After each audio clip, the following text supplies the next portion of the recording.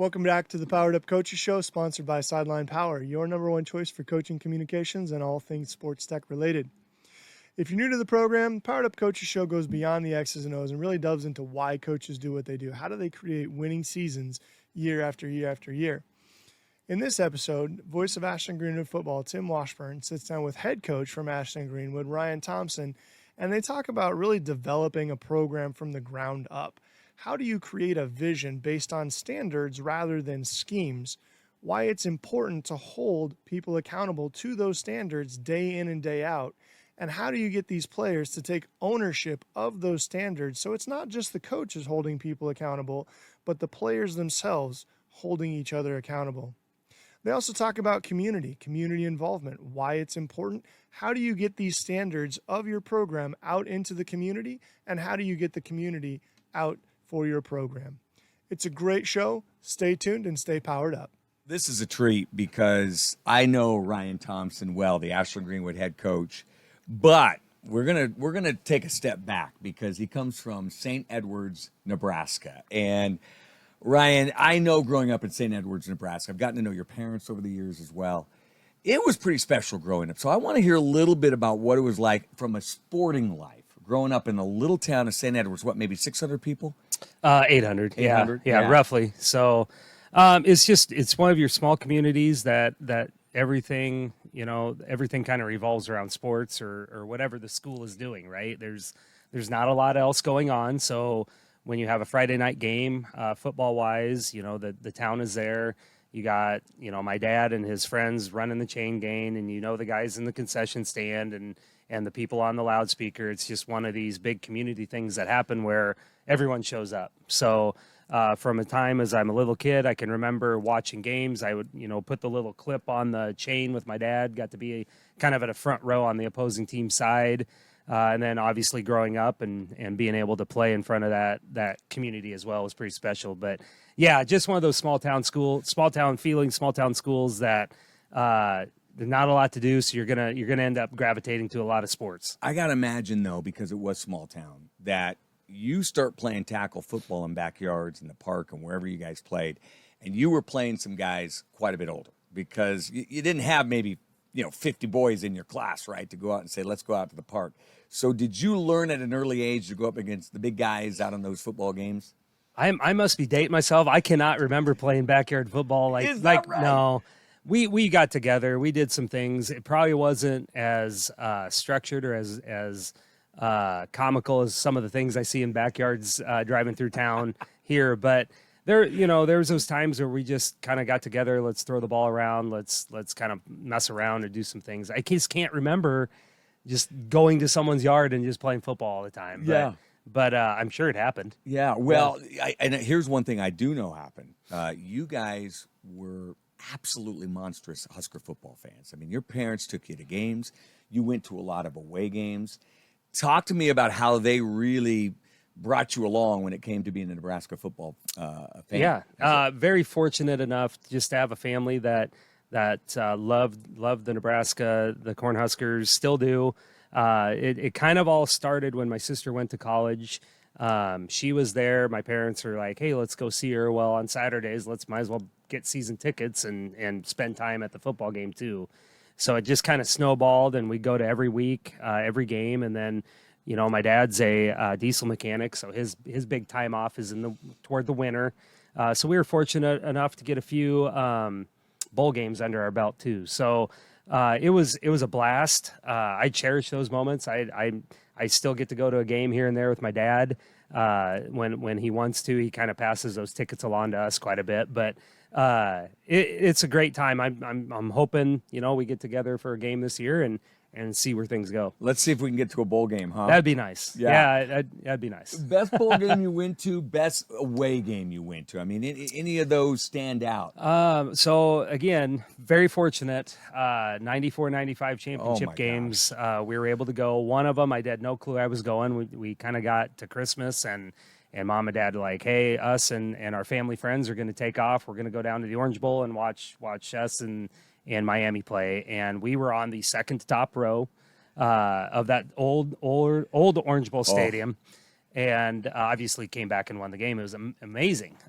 Just the pride and the feeling you had. We were downtown for the Orange Bowl parade, and here comes the Husker marching band, and everyone, getting goosebumps, and it was just that sense of pride.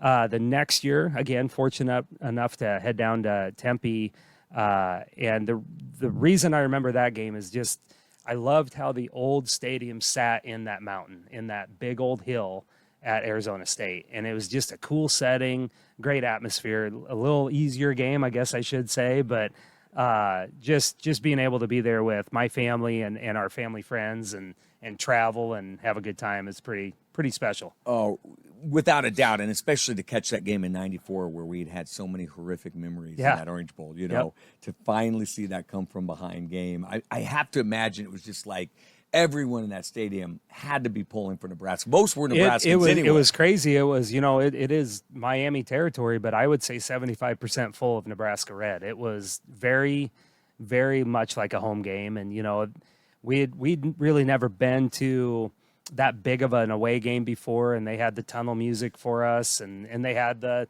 Miami gas or whatever smoke or whatever, right? So it was pretty cool. Like you're sitting in Miami Stadium, but it just felt like you're in Lincoln, right? So yeah. It's so interesting how Husker fans do that. Notre Dame, they took over the stadium as well.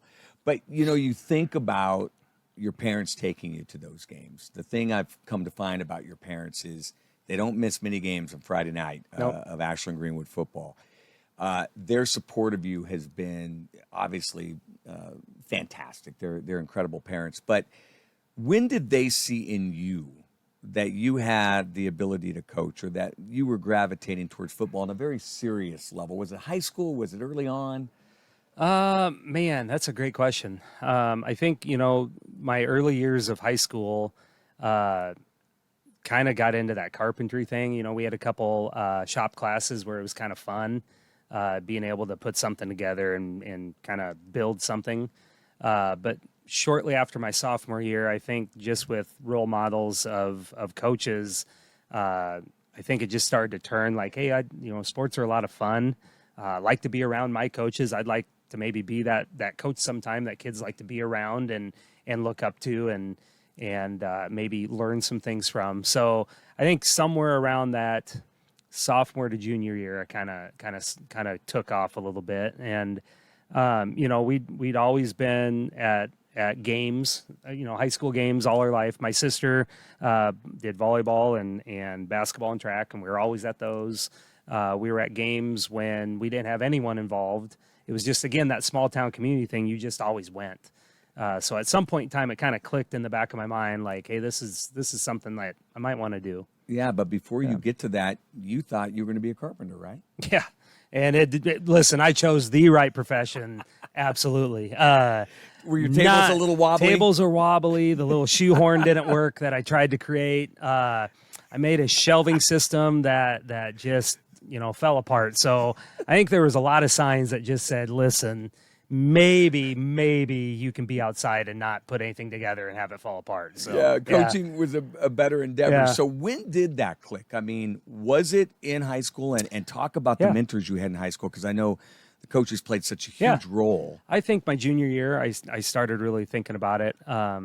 Rich Lemberg, Brad Jacobson, Wally Johnson, Wayne Morfeld, just a few of them that were teachers / coaches. I could probably go on and on because we had so many great ones. But kind of like that was kind of the head group there, running around while I was there. Just the way they cared for you, the way they trusted you, the way they held you accountable.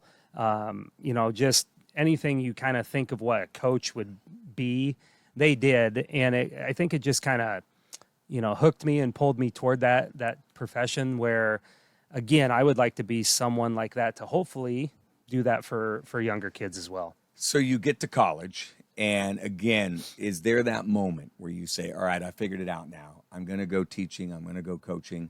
And what really surrounded that moment for you? Yeah, no, I think I knew what I was doing right when I got to college. So I was able to jump into gen eds, but also jump into our education classes.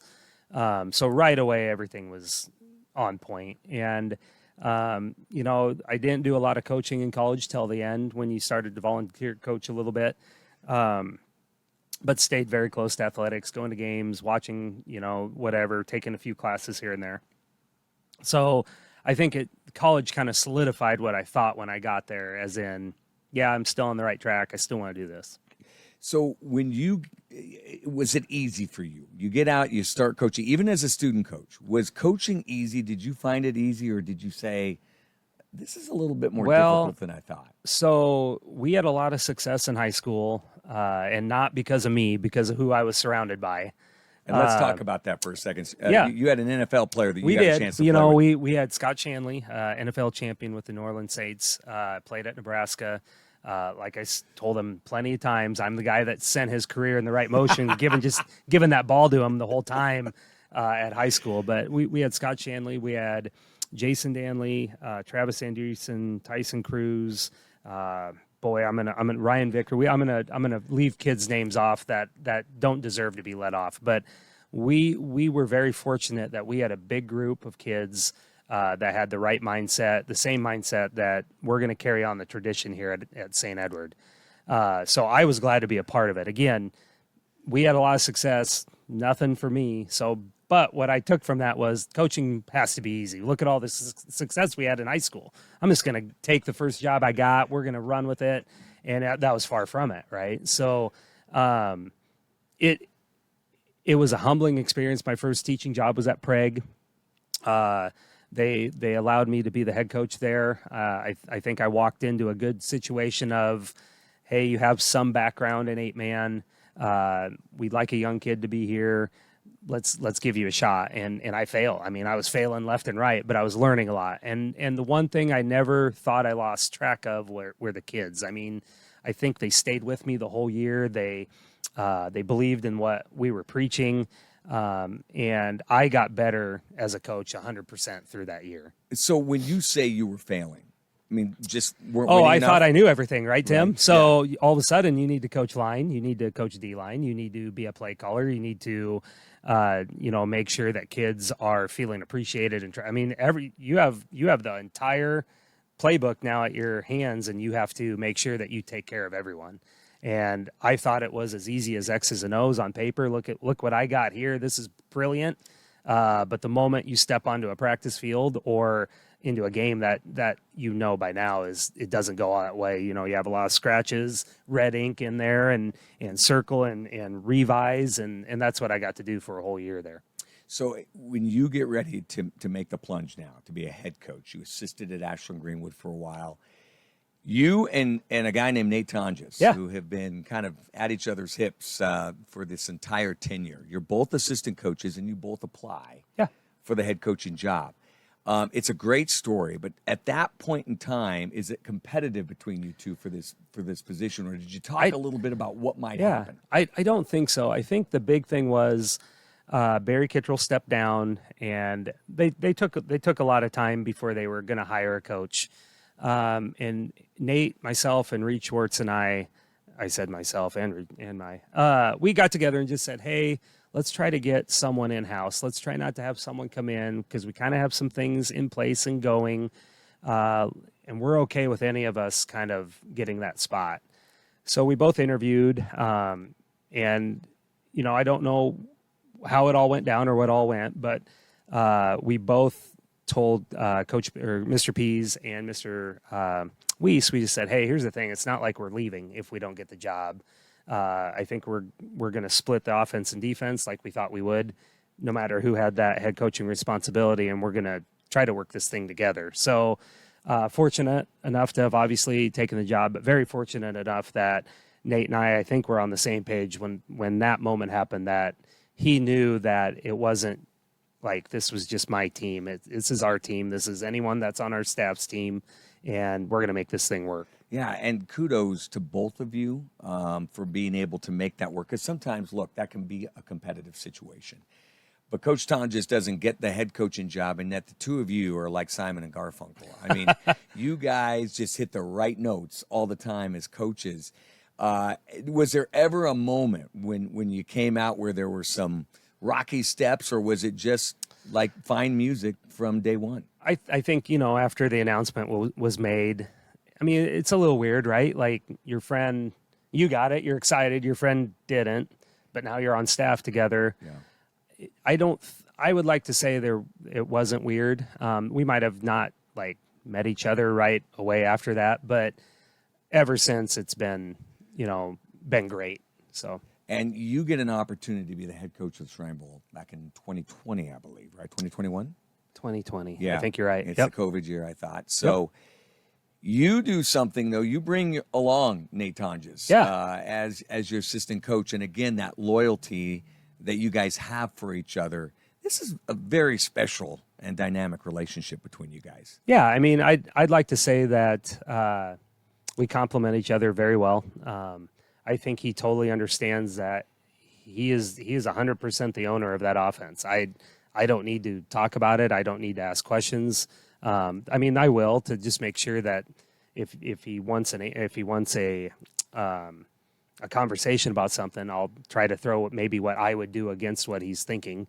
But he's in charge of it. If he wants to do something, he can do it. So I think he's taken that and that ownership and just ran with it. And he's produced results every year, right? So it's not like he's doing something wrong. But yeah, it was special that he got to coach with me in that Shrine Bowl. I was fortunate enough a few years earlier to be an assistant and kind of go through that whole process, and it was a blast. And knowing that usually if you get to be the head coach, they'll let you bring someone from your staff. And I had a few to choose from, and I wish I could have taken them all, but I was glad Nate was able to roll with me. And watching you guys on the sidelines of the Shrine Bowl, I think it's so special for so many reasons. The overall cause, of course, is incredibly special. But then you get 40 guys that you got to coach that you really don't know a whole lot about, right? You got to come together in a week. You got to make it work. And watching you guys on the sideline that game, and I remember Damon Benning even commenting on it. I mean, you guys were having a ball. What'd you do to make that so fun for everybody? I think as a staff, we just said, we're going to play the first game since COVID took everything away. All these kids are coming in. Like you said, we don't know them. They don't know each other in particular, but let's make sure that they have as much fun as they can. Let's prepare them, whatever we can do to prepare them for that Saturday game. And if we get the opportunities, we're going to just let loose. So I think the kids, I hope, fed off kind of what we were portraying. But they were awesome. They made it easy. We didn't have any issues during the week. All those guys wanted to do was get to Saturday and play.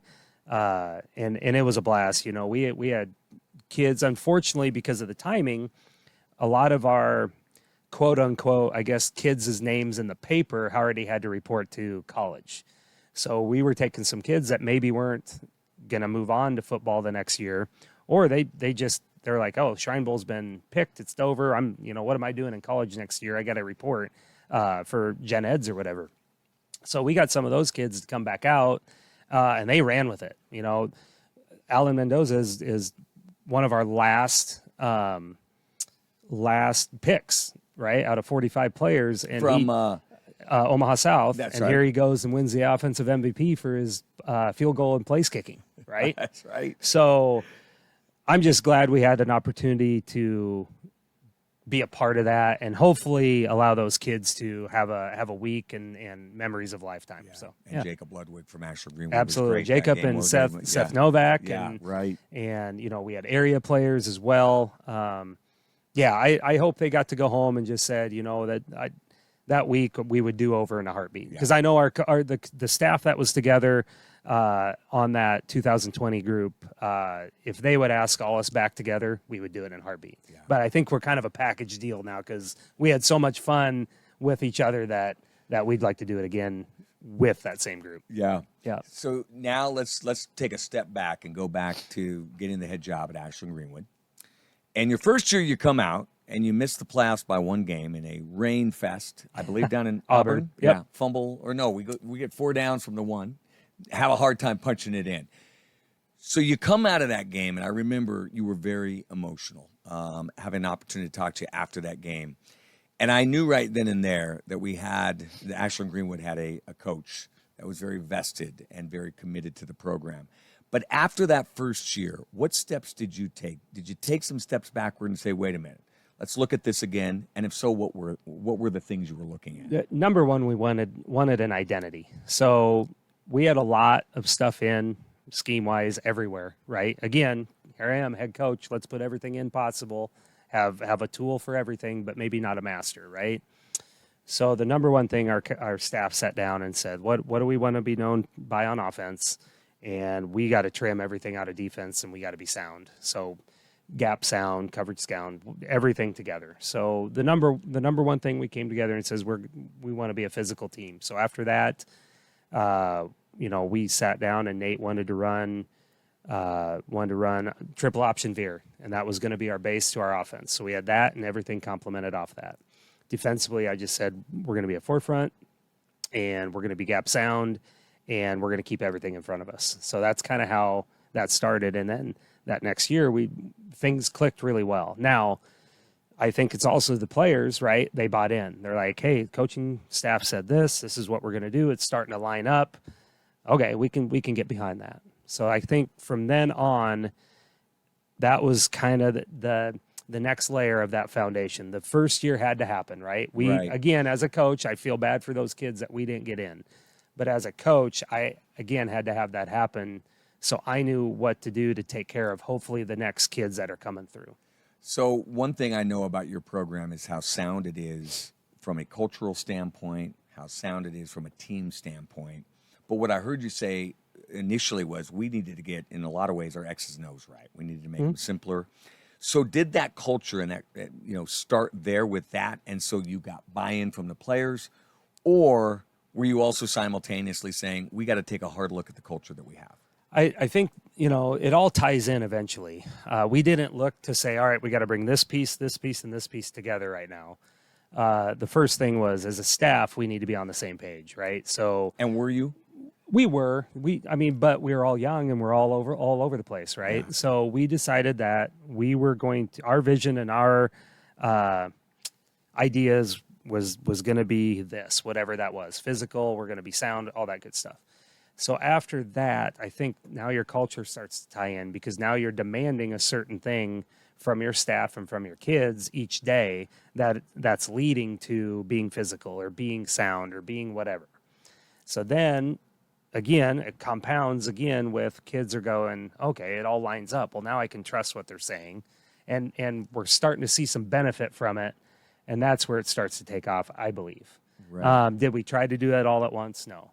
Because we didn't start those leadership meetings in that program until, I think, heading into 2012. Yeah. So, and I want to talk about that here in a second. So let's say I'm a new coach, or let's say I'm a coach that going into a program, whether I'm, a rookie coach or I've been coaching for a while.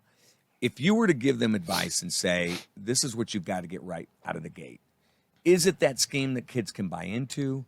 Or is it more, hey, start with culture, lay that foundation, everything will follow that? What comes first? I think number one is you have to have a standard and a vision of all right, this is what I want to accomplish. And we might not be able to get to the end all be all goal, but everything that we are working toward is this standard, this what we're trying to do. And that should set you up for, all right, well, now my scheme can't be more than this, because that doesn't go toward my vision. I can't have players doing this because it doesn't go to my staff has to do this because it goes toward our vision. So young me would have been scheme, right? X's and O's, let's play chess and whatever you want to do. But you were letting things slip through cracks, right? The standard was whatever you let slip by. Whereas now, as I'm a little older, the standard's the standard. So whatever your program says that is, if someone isn't meeting it, you have to address it. And it has nothing to do with X's and O's, most likely. Right. Yeah. The other thing that I've known about your program is that better done by the coaches, or do you find your best teams have been the players who are holding that player accountable for not holding standards? Yeah, I think once you have the players do that, you have a very strong culture. And I really think you have to not tear it down every year, but you do have to go back every year and make sure that every team, even though you've had 3 grades move on to the next team, every team needs to have that base or foundation. There were years in the last 10 years where we forgot to do that. And we could see that maybe when the freshmen got to seniors, they were just missing a little bit. And who knows? Was that the spot? I don't know. But as a staff, we thought that. So recently, we've always tore it back down to say, all right, here's our program and what we're about. This is what we're doing. This is how it should look like. And we're hoping now, year after year, that starts registering in the younger kids up to the older kids so they can hold each other accountable. And to answer that question, yes, player-led teams, you're going to win a lot. Win's the wrong word. You're going to be more successful way more times than not. Yeah. Yep. So you start with this construction, if you will, right? You're breaking down your offenses and defenses. The culture is coming along with it as well. And you're winning, and you're getting into more playoffs, and you're extending your seasons. You're having success. But in 2013, Ashland Greenwood had never had any boys sport ever go to any kind of state championship game. And you're playing Columbus Lakeview, and it's at the Southeast Pylon. Every time I look out there to start the season, I still think of the play. As Gunnar Garner throws a back shoulder pass to the great Ben Stille, who's now in the NFL, and you score late in the game to beat Lakeview, and that's the breakthrough, and you hold on, or the breakthrough, and you hold on. I think they got possession one more time. Yeah. So was that for you the breakthrough moment, or had it happened before that, or did it come after that? I would say the breakthrough moment no one has any clue about, other than probably coaching staffs, the players that were in the moment, and maybe anyone that I've told that's kind of asked. And that was about 4 plays before that. We don't have any. Well, I'm even going to go back about 6 plays before that. Gunnar Garner tries a fake spike play that he was the only one that decided that it was going to run it. No one else is going to run it. And that backfired. We had to burn our last timeout. So I'm walking out there, and he's smiling, believe it or not. And I just wanted to try it, Coach. Well, I'm not going to chew you out now. It's kind of a big moment. Let's regroup. So about 2-3 plays later, we had a play called that we'd been practicing just in case of this last moment type of thing. And I think we're getting close to 3rd, 4th down. And we had a play, and it was goofy. Don't get me wrong. Like, if you think of any trick plays that you can run, that was this. And Lakeview called timeout because they felt they didn't have the matchup they wanted, I believe, defensively. And as the players came over, they said, Coach, we don't believe in that play. Switch it. Well, what do? You switch it. So I feel... Well, do you? I mean, is that where you took that step by listening to your players? I feel because of that, that's how our program broke through. I just felt like at that moment, our players trusted us enough to say no. Our coaching staff trusted the players enough to say okay, and everything was still solid. Does that make sense? It does. So that play, or the score got us over, and we're now in the finals. But leading up to that score, I feel like we were on very solid ground, and our program was right where it needed to be, even if we don't score in that point. That to me, that's the breakthrough moment. That it is the probably most pressure spot time in Ashland Greenwood history that I know of at the moment. And our kids were calm and collected, and our staff was calm and collected, and it was okay to say no and yes and change and approach each other. Yeah. So, yeah. What is it about high school football, though? You know, it took me 2 years. I do play-by-play, for those that don't know, for Ashland Greenwood on our little internet broadcast, and it took me 2 years of watching the video of that not to well up with tears. What was it? What is it about high school football that gets the community, and we're going to talk about your community involvement as well, but gets the community so vested? I think everyone just feels pride. You know, as you talked about, Nebraska football has dominated our state for so long, and now Husker volleyball dominates our state, right? And the programs are just, volleyball programs are sending all these athletes to D1 programs and succeeding everywhere. I think it's just one of those pride things where you get behind, you know. And football, we're fortunate. We're every Friday night. We're not on a Tuesday, a Saturday, a Monday. It's every Friday night. People are going to know where you're at. They can, you know, tune into you, or they can come down to the game, or whatever they need to do, and they can be invested in it. And for kids and coaches and anyone that might be maybe a little bit more into it, It's just you've been together for months upon months upon years that when those breakthroughs or those moments happen, they're emotional, and they should be, because if not, you're in the wrong place, right? So, I'm one of those guys that does get emotional at banquets, at meetings. It's just, you invest, and the kids trust you and invest back, that you don't want to let each other down. And then when things go right, it's like, oh man, how cool was that? So yeah. There's a few hallmarks of your program. One of the hallmarks is that community. You, I think, do something that so few coaches really do, in that you reach out and you make the community feel like the program is part of them. But you do a good job of keeping your boundaries, right?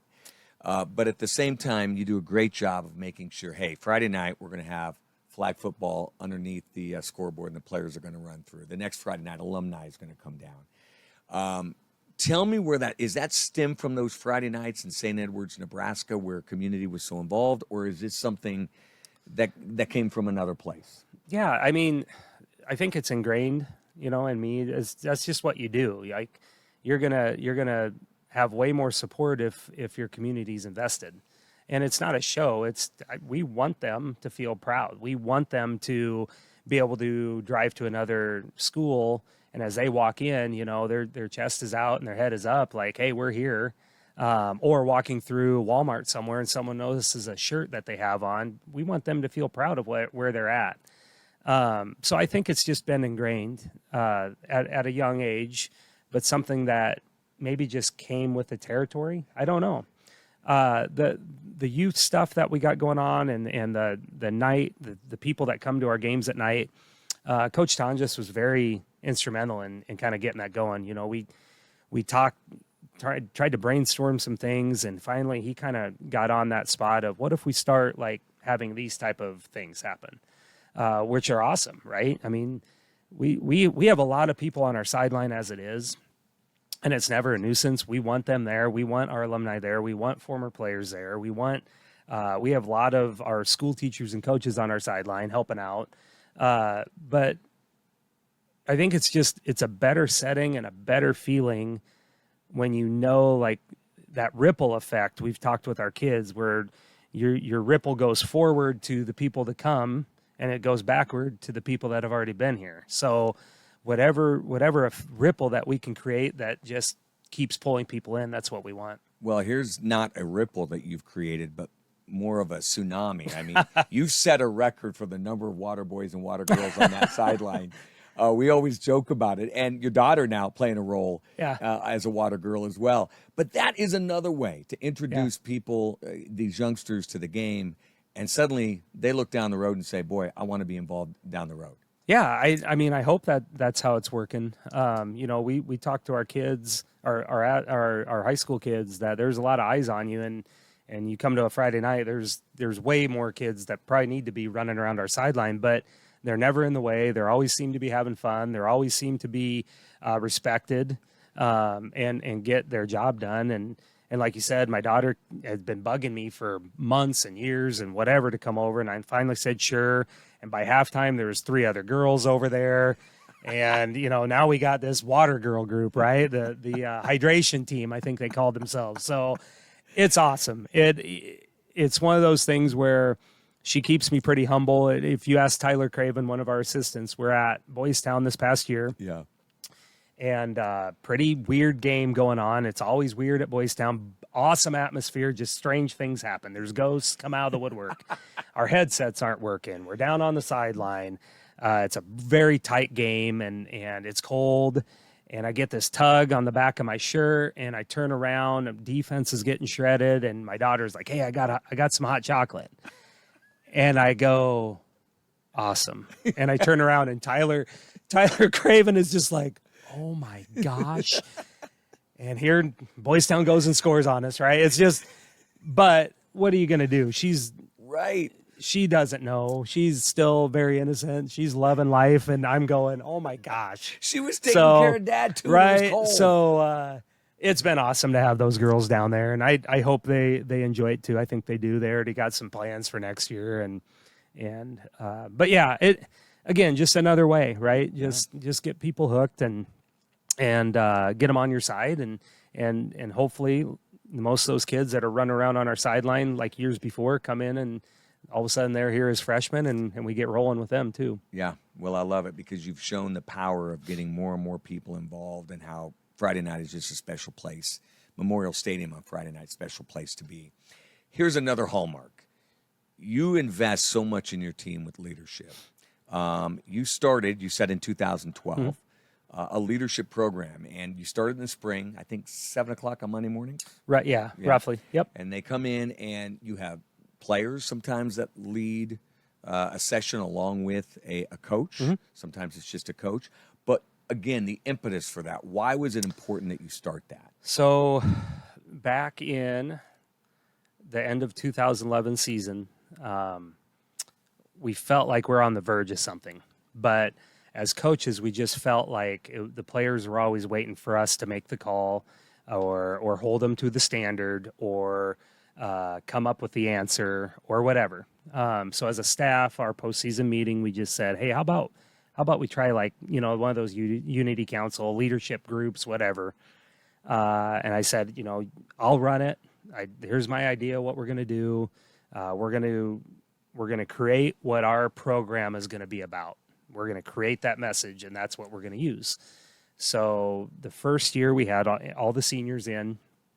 I think we had 3 juniors, 2 sophomores, and a freshman come in, and just say, all right, let's start. What does our program want to be about? So we kind of started going through, all right, what's kind of our vision? And they would blurt out stuff, and I kind of said I was the guy that organized their thoughts. So our very first stages of what our program was about was the kids telling me. Now, in turn, then by the end of that spring, the conversation turned to, all right, well, now you guys told us what our program was about. How are you going to help the coaches hold it together? This was new territory for us too. We didn't know what it would look like. So we kind of set some rules like, hey, let's think about some small things. Okay, so what can you guys do if these things aren't being met? So it was, hey, we have a conversation, lead by example, et cetera, et cetera. So that's how it kind of started. And now it's grown into, we have every player come in. Our whole coaching staff's invested. Some years we take a book and do a book study. Some years we just take, like this year, we took our vision and said, let's break our vision down, and what is it important? Why is it important? So we feel like anyone can lead. And if you raise your level of leadership a little bit, we're better. We are going to pick captains at some point in time. Our captain process isn't crazy, but kids do have to get up and have a little speech and say why.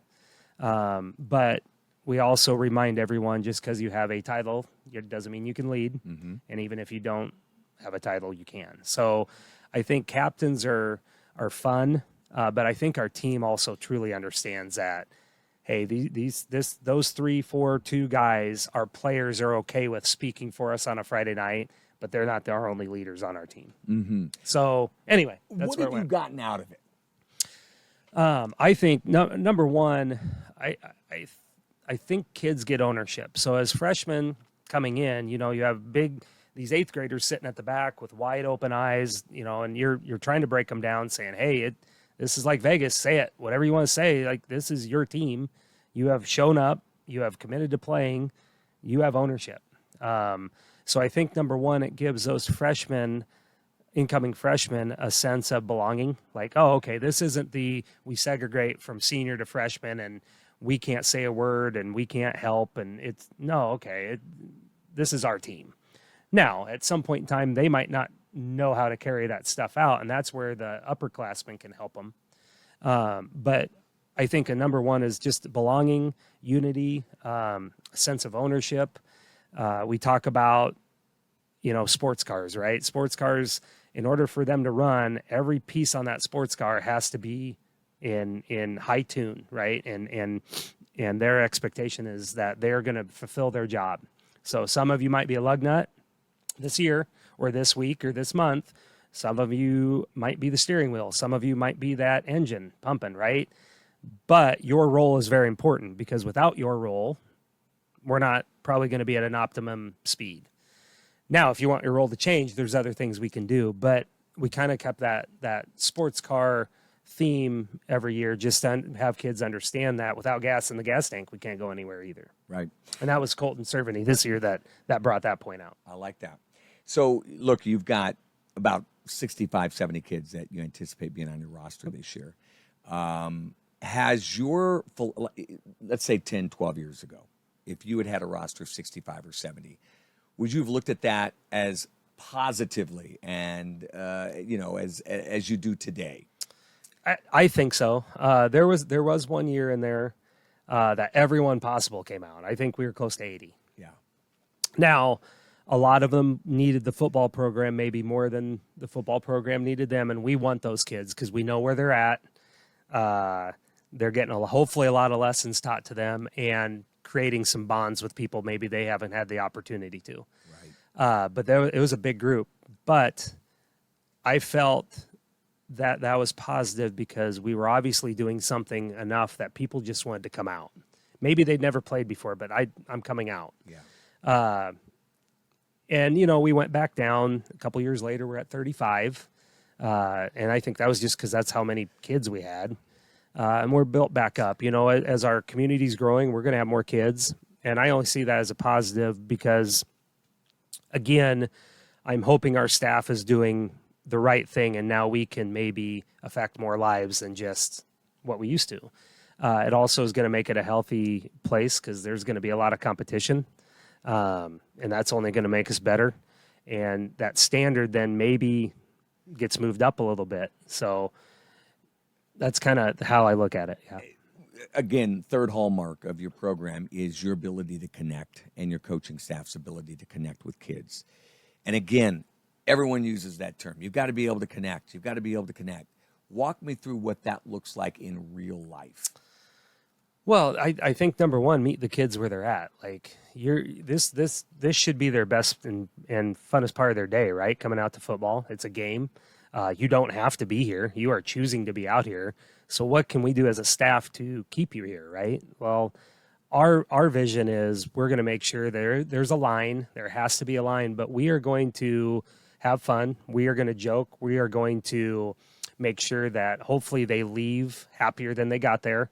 Now, does that happen every time? No. There's times where I'm down in the dumps, but I think what our staff does real good at is picking each other up, which in turns then helps pick kids up. So I think just the fact that don't assume a kid is walking out to practice without baggage, right? They're bringing something, right? They either didn't sleep last night, they had a hard test today, maybe they forgot their lunch or lunch money, or you know what, the girlfriend issue comes up and that's not a great subject right now, or they just got here from JV and someone, has a thigh bruise and he's maybe not happy to be out practice. So try to meet them where they're at and get them through, and hopefully they leave happier than they were there. Yeah. Yeah. A couple of other things I'll just throw out that I've seen has been players that play for you, or maybe they don't, but they've gotten injured in another sport outside of football.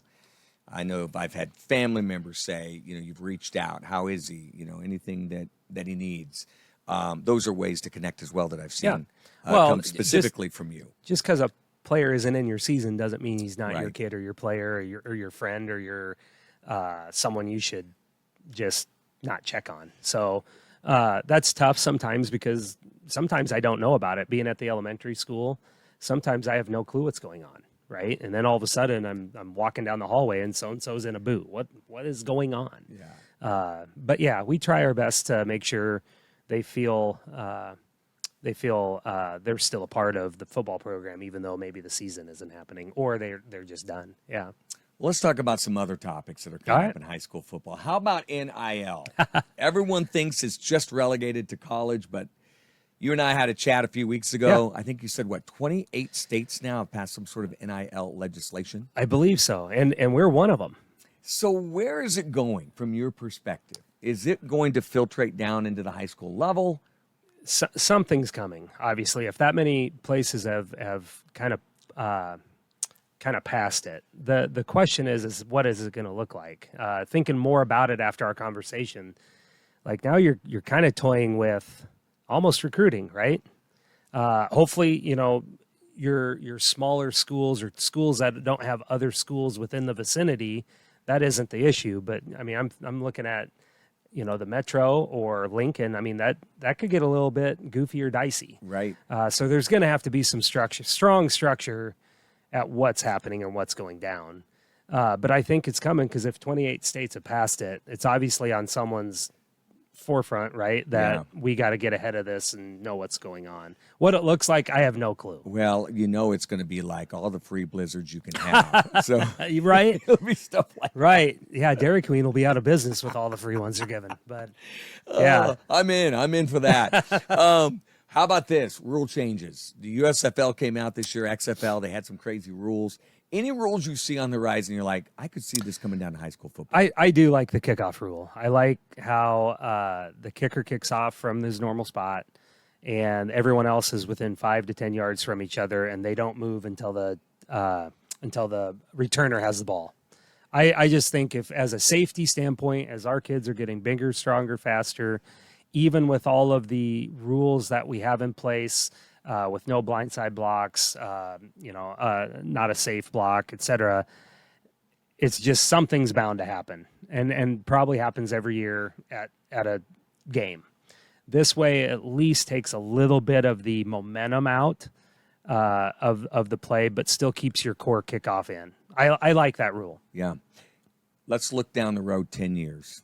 How does the game of football look? Is it still like it is today? Very, very, very similar? Is it different? And if so, how could you see it changing? Great question. I think it looks very similar to today. Excuse me. Even though all these rules and different changes have come out, they've been for the better. Safety is obviously very key. Safety's happening. You get more kids out. But I don't think that there's a lot more that we're going to see change in that aspect. They're going to keep working on better equipment. They're going to keep working on, I think college took out a lot of the cut blocks this upcoming year. So I think everything's being proactive. I don't think it's going to look a lot different. You just have to adapt to those small rules to keep the integrity of the game. Yeah. Well, listen, here's how we like to finish, and you're a defensive wizard, so you love right. 3 and outs. Perfect. So this is our little thing we call 3 and out. Yeah. So let's start with the first one. You are a highly recruited D1 football player. I mean, Scott Shanley said a few good things about you, and all of a sudden you got Told Alabama. me it was a package deal. That's right. So here you are. You can pick your NIL deal that you want. The biggest collective has come forward and said, all right, Ryan, what do you want? What's your NIL? What are you going with? That is amazing. And don't say a bunch of blizzards. Well, that was going to be my go-to. Boy, probably like a pizza joint or a Raising Cane's type of deal. Yeah, it's food, isn't it? It's going to be food. Because I burn so many calories a day, right? So I need some more. That's a great question. I'd probably have to go with some sort of food deal is coming. It's funny. Every coach so far I've talked to has said food except one. He wanted like an F-150 or one of these big, super loaded trucks. He was ready for the question is what happened. He actually said he thought about it on the way down here. So, okay, number 2. It's a goodie. And I know you're a big Husker fan growing up, wearing red all the time. Matt Rule. When does he get the Huskers to 6-6 in bowl eligibility, and when does he contend for a Big Ten championship? I'm going to say bowl game this year. I'm an optimist here. Wow. Just the feel at the practices that we got to go to. There's a different standard right now, and that's nothing against the former staff. It's just there's a different feel there that you get a sense that maybe the small things that happened the last couple of years might not happen when they come up. So I'm going to say bowl game this year. Okay. I'd say it's so crazy with transfers and NIL and everything. It could happen early, but I'd say 3 years we're in that realm of maybe that Iowa game at the end of the year, if that's still how they structure it, is like teetering on winning in or if where you're at. Going to mean something. Now, listen, I can't let you sit on that one, though. Tell me, when you say the small things, You're talking about penalties, clock turnovers, management, clock management, penalties, maybe inopportune play calls. Again, that's hard to say because I'm not there in that situation with that staff. But enough things maybe happen that I just don't think you're going to see them happen again. Yeah. Last one. You take the 1994 Tom Osborne team and you put them up against the 2000, you can pick about any of them, let's say 2021 Nick Saban team. Did they win a championship 20? Probably. All right, take one of his great teams, not the Michigan State team that Osborne walloped in the 90s. Who's winning that game? Do Osborne I get 94, 94? Or you could take 97. 95? Yeah, you could take 95. Versus the vintage Saban team at Bama, not at Michigan State. We already saw that edition. Who wins that game? Man, I like the 95 teams out of all three of them. Just the rushing yards per game, the no sacks, the no lost yardage type of stats, the defensive, scoring stats. But boy, going up against Saban, and the probably stats are probably very similar. Yeah. He puts guys at that team. He put guys in the NFL still today. He's putting guys in the NFL from that team. Just because I'm a homer, I'm going to go with the Huskers. But holy cow, like it'd be a matchup, wouldn't it? If they ever bring that NCAA game back, you could put them against each other and see what happens. But Right. That's a great question. I'm gonna say Nebraska because I'm a homer. But boy, that would be one heck. That'd be one heck of a game. You'd be telling your parents we're going on another bowl trip. Yeah, as long as they pay for it, I'm probably going. Right? Otherwise, my TV isn't that bad. That's true. Well, listen, you've been awesome, and the success that you've had, and it's beyond success and wins and losses. Even though you've played for 2 state championships and you've had teams go so deep in the playoffs, you rarely miss the playoffs. But the success is far beyond that. Having kids that have played for you, and then community members who talk to me all the time and just mention the value that you and your staff bring to their kids beyond football, I think is your greatest legacy. So anyway, congratulations. Keep up the great work. Can't wait to watch this season and beyond. Well, I would be remiss if I didn't say, obviously, my family plays a big part in this. Yes. My wife lets me do what I just love to do with coaching, and she's along for the ride, and I appreciate that. And my coaching staff, we always talk about this is not Ryan Thompson's team. This is our team. They have ownership. I want them to push each other, push myself. So they do a tremendous job, and there's no doubt I wouldn't be where I'm at in our program, where it's at, without my family and our coaching staff. So, yeah. I got to tell you, in the 15 years of doing play-by-play, every post-game, what we do with you from the sideline, you always tell your wife you love her, your daughter you love her. I love that part about it as well. You guys are a very humble staff. So, anyway, thank you so much for coming on tonight. It's been great, and we'll see you this season. Yeah, absolutely. We look forward to it. All right. Thanks for having me on. You bet.